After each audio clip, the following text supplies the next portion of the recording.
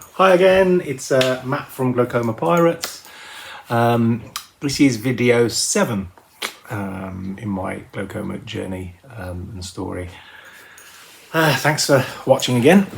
This part of the story is where it gets a bit serious, I think, and where I suddenly thought, oh my gosh, this is a bit more serious than just a minor thing that will go away soon. So, as I covered in my last video, I was now under the care of the NHS. I'd seen them in January. I had my blepharoplasty and psoas repair in February, and I was told in January that I would be going back in about 3 months for a checkup. Anyway, that appointment never came through, never materialised. So we went from January, February, March, April, still heard nothing. May, still heard nothing. Rang the hospital a couple of times throughout May and June to be told, oh, we're really sorry, you know, you are on there, we know you're supposed to be seen every 3 months, but COVID, blah blah blah, and shortages. You know, you're near the top of the list now. You should get an appointment through soon. And at this stage, also, I was I was suffering a lot of headaches, a lot of nausea. My migraines had stepped up, my oral migraines.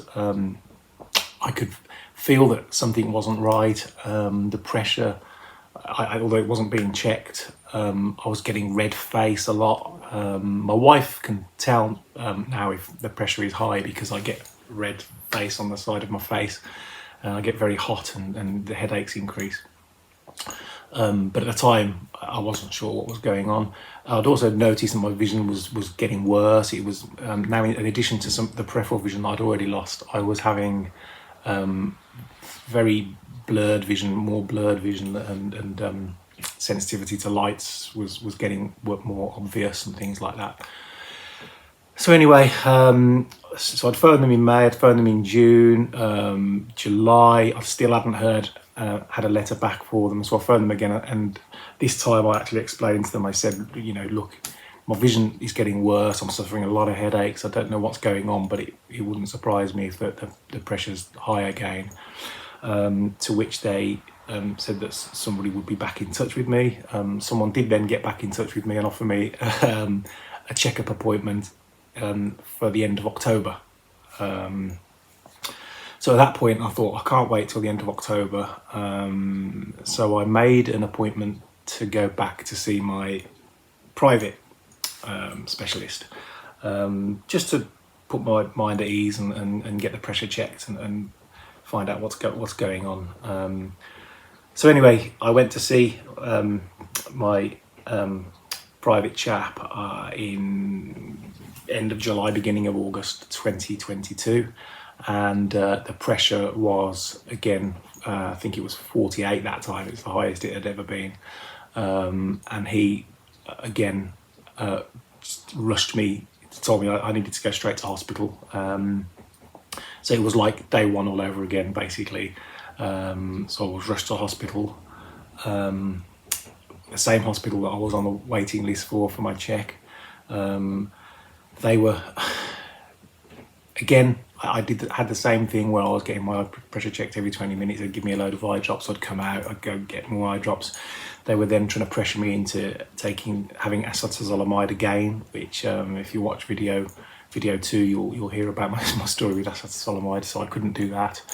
They were quite funny with me about that, saying, well, you know, if you want to get the pressure down, you've got to take this. And I'm like saying, you know, I don't want to be that ill. I explained the situation. And they basically said, look, we'll refer you now to see a consultant, because the pressure's so high, but that may take 2 or 3 months for that appointment to come through. So I was a bit flabbergasted. You know, they'd put me on the maximum eye drops that they could, and the pressure was still really high. So I left there quite disheartened, and decided, okay, I need to go back to my private guy and explain the situation and see what he can do, if anything. So went back to my private specialist. I'm getting confused myself. I'm not surprised you are as well. And it was decided that urgent surgery was necessary.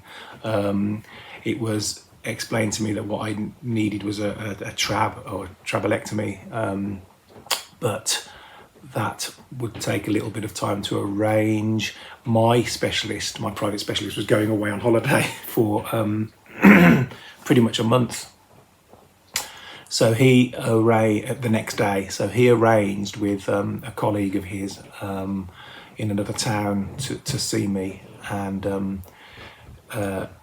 with a recommendation to maybe do a trab or a cyclodiode. So I went to see the other chap in the other town, and again he was flabbergasted by the pressure. He was flabbergasted by the experience I had with the NHS, and he said, "Look, this can't wait. You know, you've probably been suffering nerve damage now for this, however long this has been this high for. We need to do this now." So, fortunately, he I don't know how he did it, pulled strings and things, but managed to book me in for the next morning to have what's called a cyclodiode. Which is a type of laser surgery, and that was to happen the next day. So I had, at that stage, he also did more scans on my eye and peripheral vision tests, and from that confirmed that, you know, there was more nerve damage since the last scans that I'd had privately, and that this really needed to be done. So that's probably it for this video, I think, because if I start talking about the cyclodiode now, I think it'll just be too long. So I'm going to save the cyclodiode story and the surgery for that for my next video, if that's okay with everybody. Please, I'm going to just say this again as well. If anybody's got anything they want to ask about, I'm sure I'm missing bits out, and you know, I'm flying by the seat of my pants. I'm not going off a script. So if there's anything anybody wants to ask, please put in the comments, and I'll try and address those questions either by replying on the comments or by maybe making another short video if it's appropriate for answers to any questions. But other than that, I think that's it for this video. So again, thank you for watching. Hopefully you're still getting something out of this and it's useful to you. Don't forget to subscribe, and I'll see you next time. It'll be video 8 next time, won't it? Yeah, so I hope you enjoyed video 7. Thanks for watching. See you later. Cheers.